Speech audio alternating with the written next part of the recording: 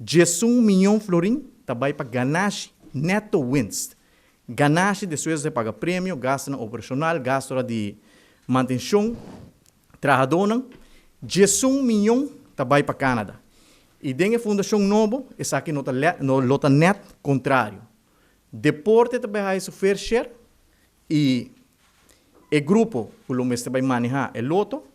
obviamente não tem direito de ganhar placa, mas o verhouding também está net contrário do que está no momento aqui. Porque no momento aqui, nota uma repartição justa, caminha, assim não houve placa, está generar por venda de loto, e deporte nota raia, sofrer share maneira me está para sobra. Exemplo lang, tem na quantidade de maneira com a placa da ordem repartir, todo dia bota mira, muito não ribacaia, facilidade da ordem repartir, fundo não da ordem usar para viajar, fundo não da ordem usar para pôr câmera de segurança, fundo não da ordem usar para donar o próprio membro de junta de diretiva para fazer negócio que é fundo não de loto para deporte e pensei é fundação novo de saúde e recreação aqui está sendo importante. Estatuto não, maneira de mencionar, se man passar acaba, está claro. Esse man aqui não está formalizar por meio de acto na notário e no mesmo momento a lei está entregar dor de fração de MAP na parlamento para assim fazer o cambio de lei necessário para vir de duas loterias para no momento não aqui a lei que tem está dando exclusividade na Fundação Loto para Deporte, exclusividade a chega até aqui.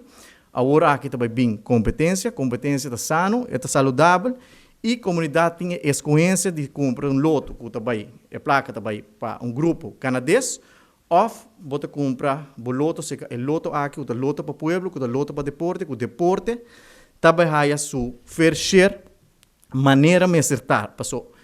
O propósito que a Fundação Loto para Deporte, a ordem fundada no ano passado para o governo de MEP, está netamente para deporte, há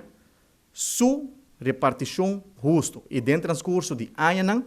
o contrato que da ordem negociar, renegociar, agora que nós tomará num contrato com o Canadian Bank no ano 2026, e o contrato aqui é desvantajoso para o país Aruba e para deportistas e pensei a competência aqui está mais que necessário e me dá conta que o sustento de comunidade no momento que a fundação aqui vira uma realidade, que a comunidade dentro sua totalidade,